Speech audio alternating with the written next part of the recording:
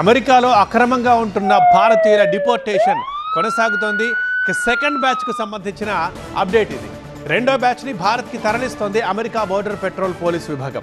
మొత్తం 119 మంది డిపోర్టీస్తో కూడిన C-17 సైనిక విమానం ఇవాళ అమృత్సర్లో ల్యాండ్ అవుతోంది. ఈ 119 మందిలో 67 మంది పంజాబ్ నుంచి, హర్యానా నుంచి 33, గుజరాత్ నుంచి 8, యూపీ నుంచి 3, గోవా, మహారాష్ట్ర, రాజస్థాన్ నుంచి 2 చొప్పున ఉన్నారు.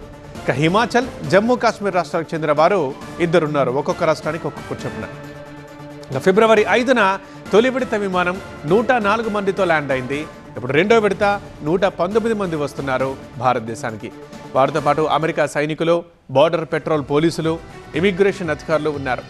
అమృత్సర్లో ఎయిర్పోర్ట్లో ఈరోజు ల్యాండ్ కానుంది C-17 విమానం. డాంకీ రూట్లో అమెరికా వెళ్ళి ఎలాంటి పత్రాలు లేకుండా ఉన్న వారిని అక్కడి జైళ్లలో ఉంచారు. వారిని తొలి విడత కింద భారత్కు తరలిస్తున్నారు. అయితే రెండో బ్యాచ్కి కూడా సేమ్ ట్రీట్మెంట్ ఉన్నట్టు తెలుస్తోంది.